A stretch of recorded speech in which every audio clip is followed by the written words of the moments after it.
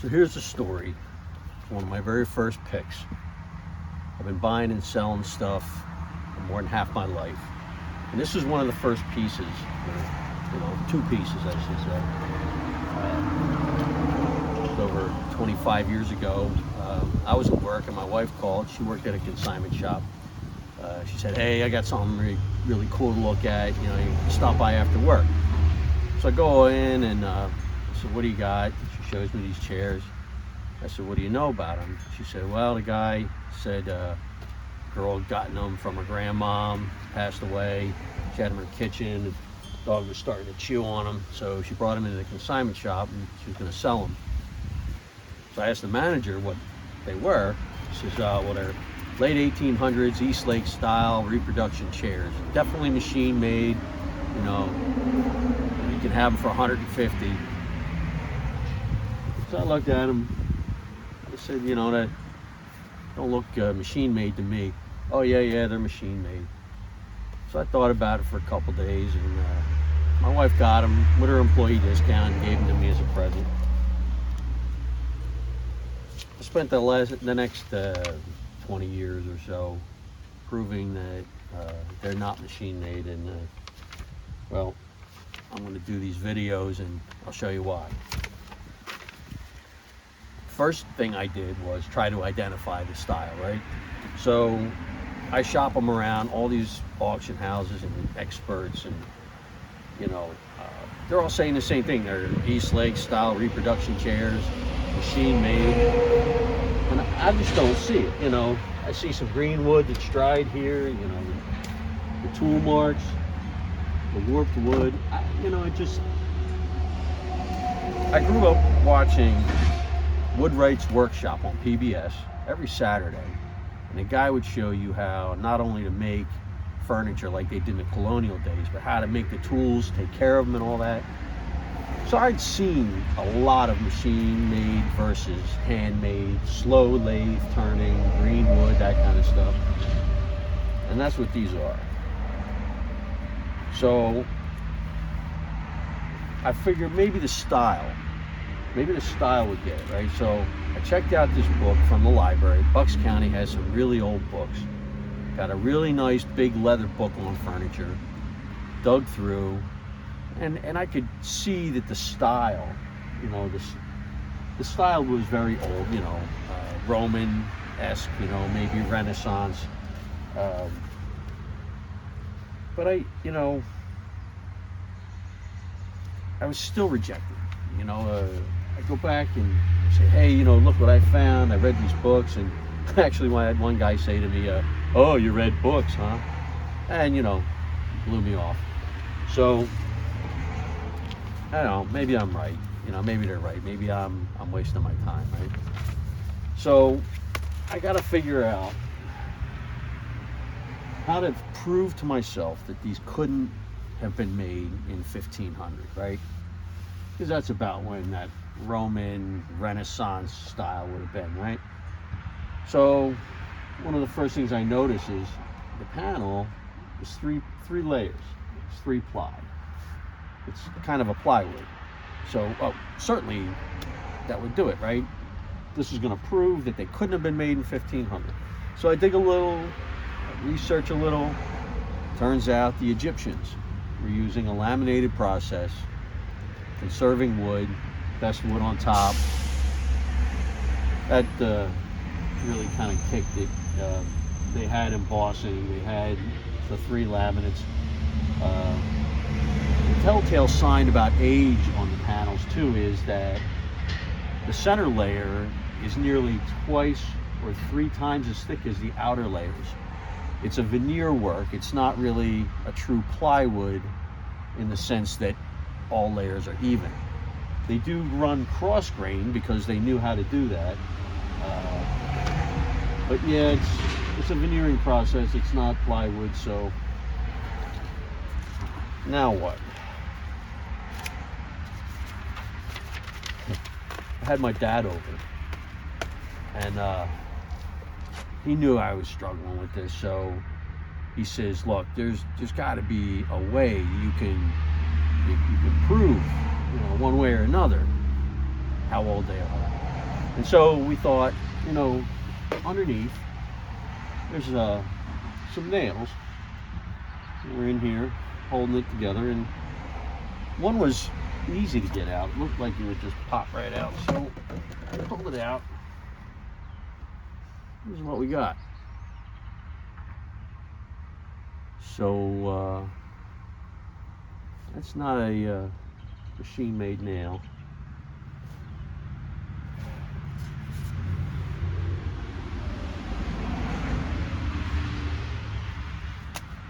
With a nail like this, it kind of sealed my fate. I now had to prove that they were 500 years old.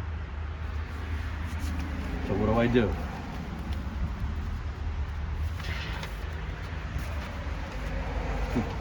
I found a local antique night.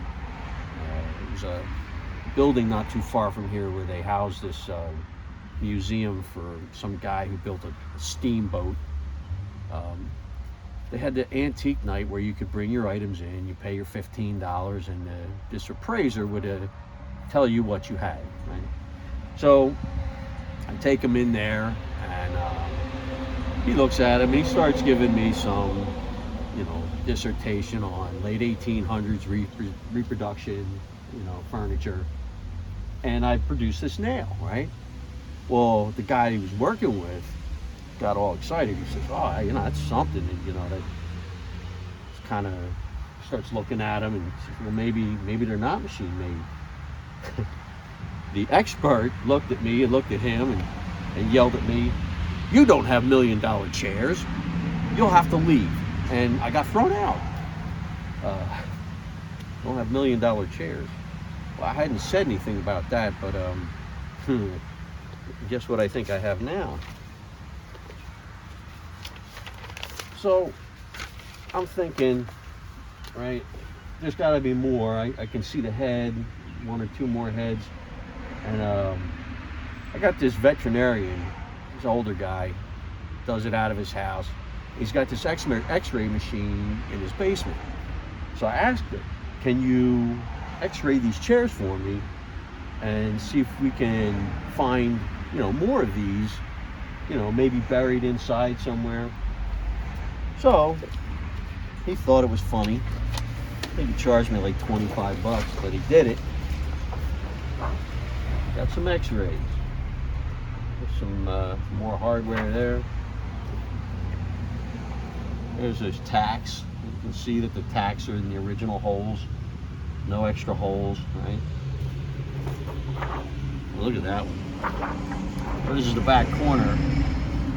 And what you can see is, not only does it have nails very much like this, already, still in there, right?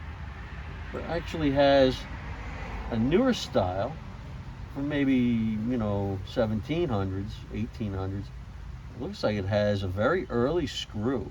If you look very carefully, you can see that it's not precise. It's like a handmade screw. So there were several repairs made to these.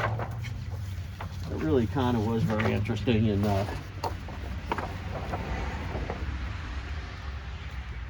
I think that just proved that I had something that was old, right?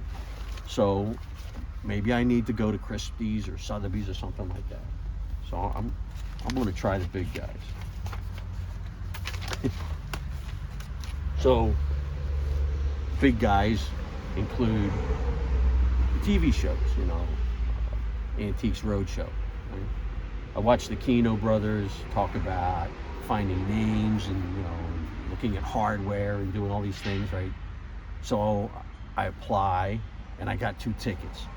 I got 2 tickets to the Javits Center. So a friend of mine would go up there with our 2 tickets. I got a couple other items, like a train set, a little Masonic sword.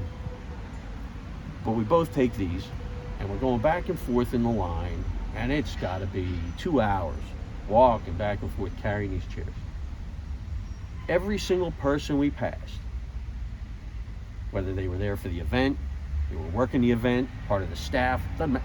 Every single person went, "Man, you're going to wind up on TV." I'm thinking, this is great. So we get inside, we go look at the train thing, and we have the sword looked at and all that. We come up on the furniture. So we put them down, and we're maybe, I don't know, 50 feet, 100 feet away from the experts, right? And they look over, and they send this girl out. So this girl walks over, and she starts talking about East Lake style reproduction furniture, yada, yada, yada. And I say, well, that's all well and good, but I pulled this nail out. And she says, oh, may I have it? I said, sure. I give her the nail. So she takes it back to the experts. And they all look at the nail, and they look over at me, and they look at the nail, and they all look over at me. They send some old dude out, right? Comes over, puts a nail in my hand. He says, you can't put an old nail in a new chair and make it old. So take me a minute, and I'm like, what? Hold on, there's more in here. He says, security, and we were kicked out.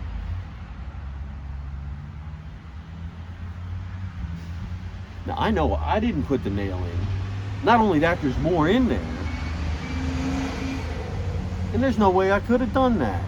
Well, now I know I got something, right? So, what do? Well, as time went on, technology got a little bit better, right? Now, I got to remember, when I started this, the internet was going, ah! You know, I'd do some research, and, you know, it'd take me 10 minutes to get a picture to load, right? That's why I went to the library, right? But time went on, and, you know, digital pictures got better, digital cameras got better. So I started being able to play around with it. I'm watching the Kino brothers, and they're all still talking about, oh, if you can find a name, you can find a name, you can find a name, right? So I start digging around, and I notice there's words real faint on the seat part. Now, that's pretty stupid, right? Like, who would put the critical information on the part where you're going to put your butt? It's going to wear out. Well, I'm sure they weren't thinking these were going to last 500 years. Anyway, I get it under the right light with the right camera angle, and I can read burrito, a dot, an A, maybe an S, a couple other words that are kind of out, and at the end an A with an umlaut, not an umlaut, but an O, right? And then Porto. Internet being better, I search for burrito and Porto. I come up with Antonio de Brito. This guy was known for cloves. I start looking at the picture. These are not Aca thin sleeves. These are cloves. This is starfish. This is a naval captain. This is Antonio de Brito. Turns out in the 1500s, early 1500s, he set up a clove monopoly for the King of Portugal that made them very wealthy for decades. And it wasn't until like 1560s that the Dutch stole it from him, right? Also, I found this guy, Magellan's voyage went around the world. He didn't make it, but as his ships were coming through the Indonesian islands, the Trinidad was in really bad shape. Limped into this port. Antonio de Brito captured it, enslaved all the people on the ship, forced them to tear their ship apart, add on to his fortress. He sold them out into slavery to the Chinese and all that, and really just a nasty guy. And yeah, that's him, and these are his chairs. So now I got it, right?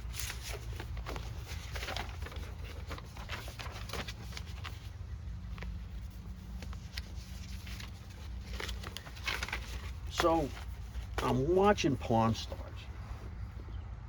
and they had this guy come in with a helmet. He says, I don't know anything about it, but Rick's kind of interested. So he has an expert come in. Now the expert comes in with a laser gun, hits the helmet with the laser gun, reads a printout, and says, oh yeah, I verified that this is made through old, casting methods, and it's definitely pre-1700, so it's an authentic helmet, it's not a reproduction.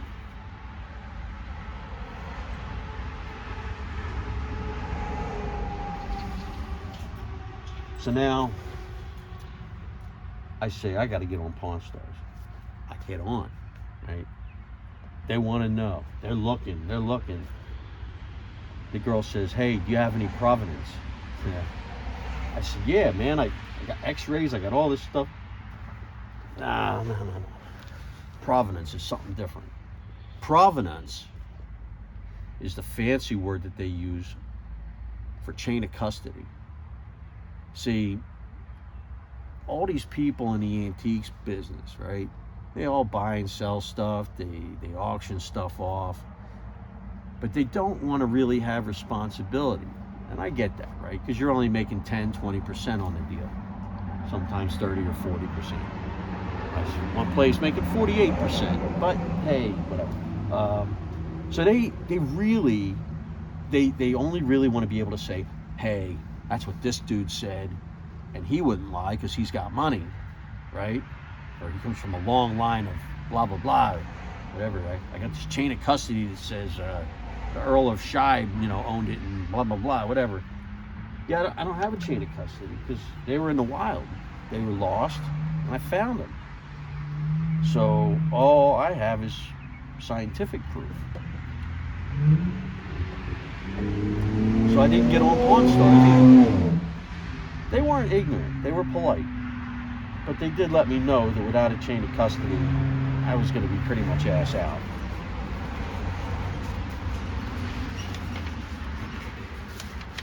So I did find a place to test metal.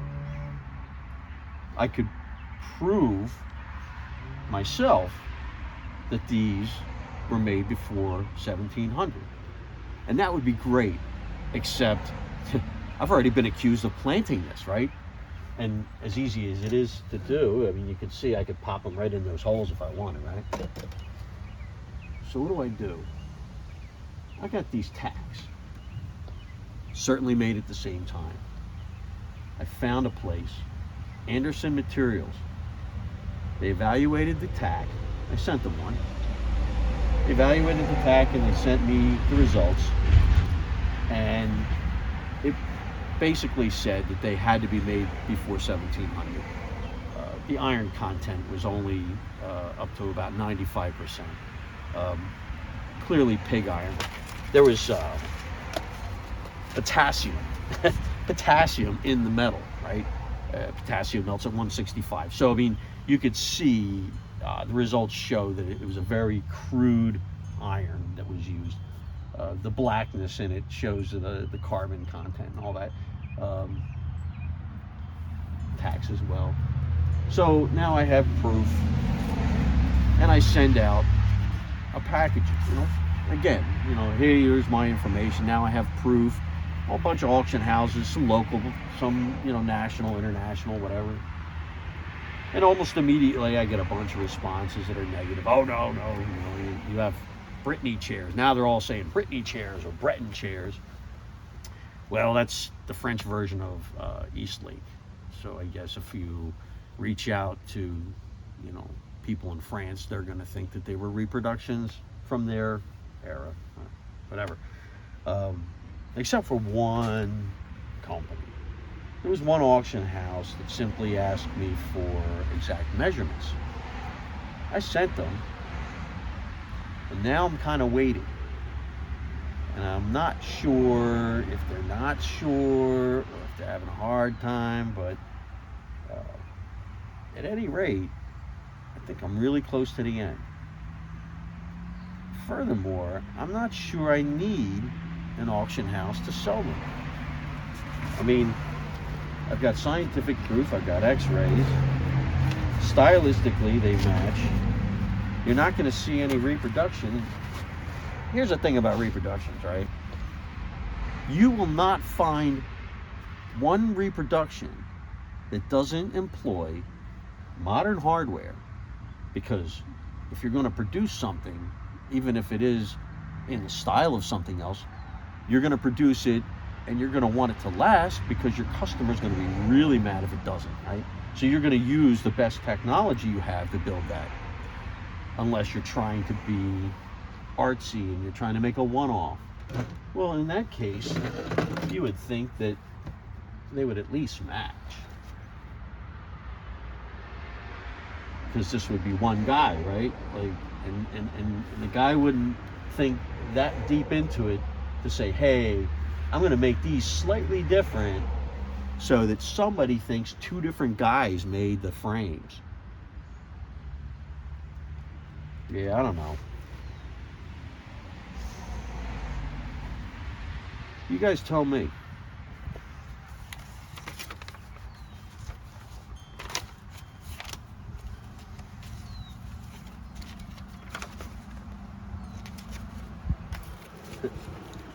Yeah, I had a nice long rant to go on here. But to sum it up, I got these two chairs. Antonio de Brito. I can prove scientifically that they were made in his time. They have his name and the city he was in. They have his image. All the details of these match his life. And one of the last things is there is an oval on the other side. I wasn't able to read what that is, but it looks like it would be initials. If it's initials that are on the right side of the image, that is sort of like a coin, that would be the initials of the artist who made the plate that was used to stamp these multiple seats. These as well. You can see it's the same image. Or, you know, it's a execution of the same image. So we figure out who that is. We figure out who had the chisel in their hand.